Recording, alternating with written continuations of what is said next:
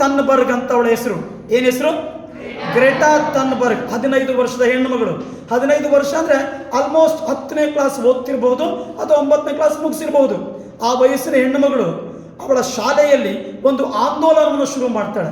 ಆಂದೋಲನಕ್ಕೆ ಹೆಸರು ಕೊಡ್ತಾಳೆ ಏನು, ನಮ್ಮ ಹವಾಮಾನಕ್ಕಾಗಿ ಶಾಲಾ ಮುಷ್ಕರ ಅಂತ ಕರೀತಾಳೆ, ಶಾಲಾ ಆಂದೋಲನ ಅಂತ ಕರೀತಾಳೆ. 15 ವರ್ಷ ಅವಳಿಗೆ. ಮುಂದುವರೆದು ಫ್ರೈಡೆ ಫಾರ್ ಫ್ಯೂಚರ್ ಅಂತ ಒಂದು ದೊಡ್ಡ ಮಟ್ಟದ ಚಳುವಳಿಯನ್ನು ಶುರು ಮಾಡ್ತಾಳೆ. ಭವಿಷ್ಯಕ್ಕಾಗಿ ಒಂದು ಶುಕ್ರವಾರ ಅಂತ. ಅದರಲ್ಲಿ ತನ್ನ ಕಾಲೇಜಿನ ಮಕ್ಕಳನ್ನು ಸೇರಿಸ್ಕೊಂಡು, ತನ್ನ ಶಾಲೆಯ ಮಕ್ಕಳನ್ನು ಸೇರಿಸ್ಕೊಂಡು ಪರಿಸರದ ಉಳಿವಿಗೆ ನಾವೇನು ಮಾಡಲಿಕ್ಕೆ ಸಾಧ್ಯ ಅಂತ ಸಣ್ಣ ಪುಟ್ಟ ಜಾಗೃತಿಯನ್ನು ಮೂಡಿಸ್ತಾ ಬರ್ತಾಳೆ.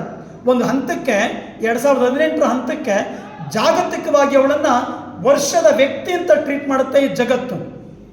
ಅವಳಿಗೆ ಆಲೋಚನೆ ಬಂದದ್ದು ಅವಳ 15ನೇ ವಯಸ್ಸಿನಲ್ಲಿ. ಇವತ್ತು ಇಡೀ ಜಗತ್ತಿನಾದ್ಯಂತ ಪರಿಸರ ಕುರಿತಂತ ಎಲ್ಲಿಯೇ ಹೋರಾಟಗಳಿದ್ರೂ ಕೂಡ ಆಕೆ ಅಲ್ಲಿ ಮುಂಚೂಣಿಯ ಪಾತ್ರವನ್ನು ವಹಿಸ್ತಾಳೆ, ಮುಂದಾಳತ್ವವನ್ನು ವಹಿಸ್ತಾಳೆ, ನೇತೃತ್ವವನ್ನು ವಹಿಸಿಕೊಂಡು ಜನಗಳಿಗೆ ಜಾಗೃತಿಯನ್ನು ಮೂಡಿಸ್ತಾಳೆ.